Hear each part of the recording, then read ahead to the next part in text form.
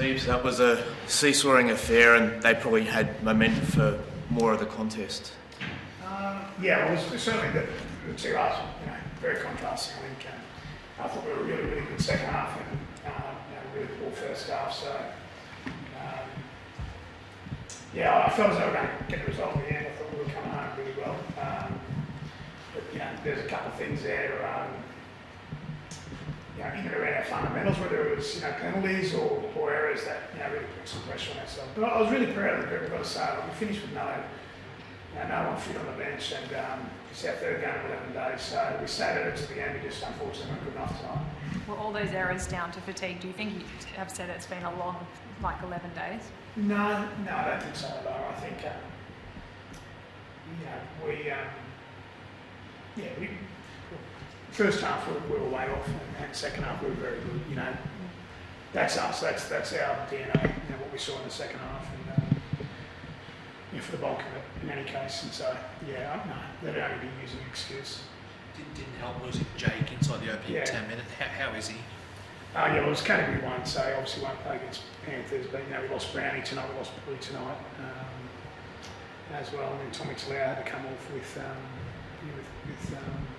some issues in and around his lower legs. So, I'm not sure how they will be. Hopefully a couple will be all right. But Jake won't play. How serious were those other ones? What happened to well, Brownie's hurt his AC joint, and Bully had a knee clash, so he couldn't continue. I thought Lehigh was fantastic tonight, but is there any chance that Tom returns or Lachlan Croker next week? Croaks won't. Croaks actually had a clean out of his knee again during the week. So he'll be about a month. So, it's unfortunate. Unfortunate because obviously, Croaks is, he's a really valuable member, so we missed him. So hopefully Josh Holloway may be back next week. I'm not sure. Corey Bedell will come back from suspension. So there's a couple there. But we're a bit beaten up at the minute. And from Tommy, any chance next week? So, he's a chance. He's been running. He's done 2 runs. I think he's got another run on Saturday morning. So, he's a good chance, I think. Daily, When you think to how the team started the year in terms of attack and how it was coming together versus how you're playing now, what are the differences you're noticing out there? Well, we're scoring a lot less points, and as you guys have obviously seen and we're feeling out there, just our skills a bit off at the moment. So, we're professional rugby league players, so when our skills down, we've got to get to work.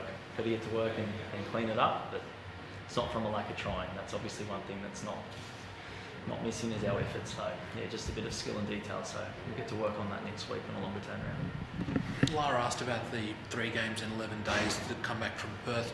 Did that affect you guys in the first half? Because it seemed that second half when you were down to 12, that's actually when you started playing your best footy.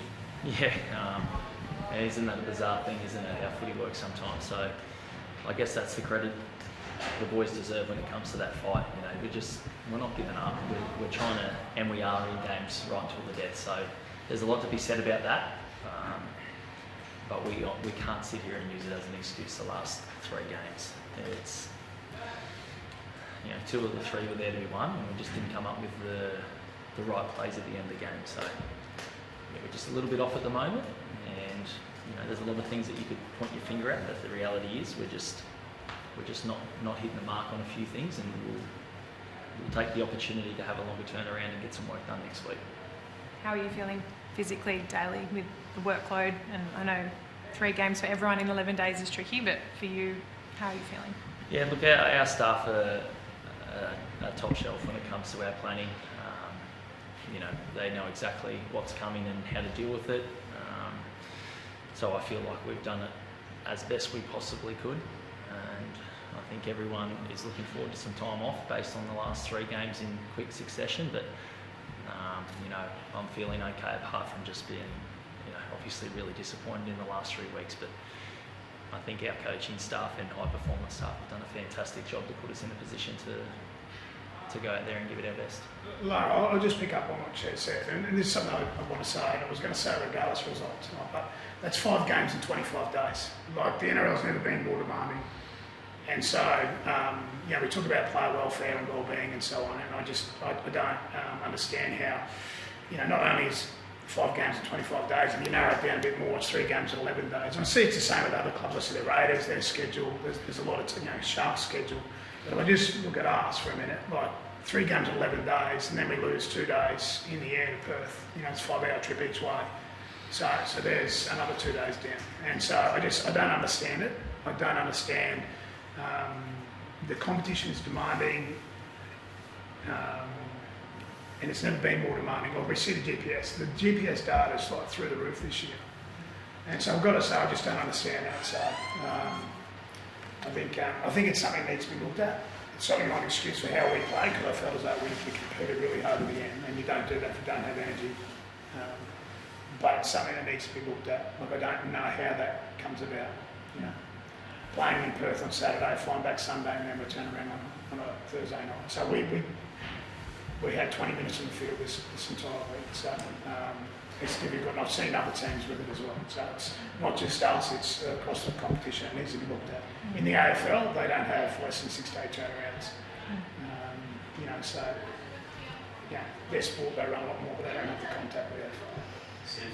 Does the club, whether yourself or the CEO, would ever make representations to the RLPA, to the club? I mean, just so that this doesn't happen in the future? No, well, that's what I'm saying. Yeah. But no one's going to listen to one coach or whoever. I think I'm just putting it out there that we talk about well-being and player welfare. And so this is something that needs to be looked at going forward. It's not going to change this year, of course.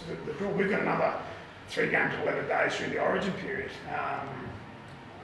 4 if you play in Origin. It's something that needs to be looked at. And it's not wings. I'm just, like I say, I see it with other clubs. So it's not just us. Like I see Canberra's schedule. I see Sharks' schedule. I see Newcastle. Some of their schedule going forward. It's across the board.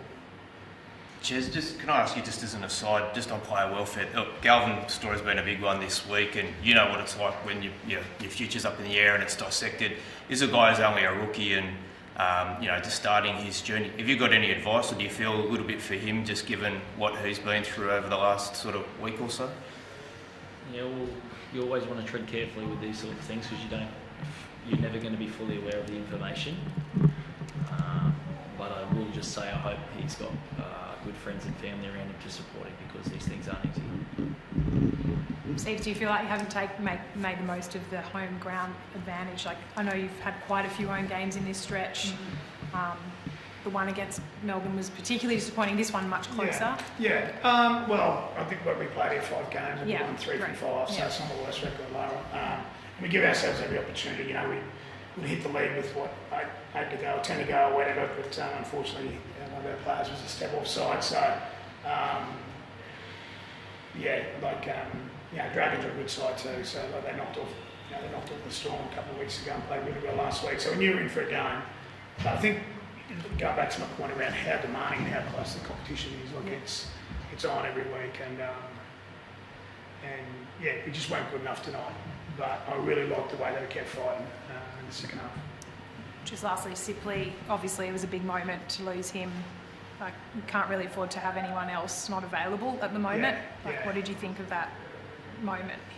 It was quite a bizarre one, wasn't it? Because I thought they said it was a high tackle from Seibold to start with, and then they've looked at it and they've become a hip drop, I think, is what they ruled, and why he was sitting. I will just mention on that, I think he may have got concussed from the elbow and then might have lost his legs a bit, so accidental maybe. I think it looks pretty accidental from what I saw out there, so hopefully But he was in the HIR, so hopefully they can sort of see that element of it.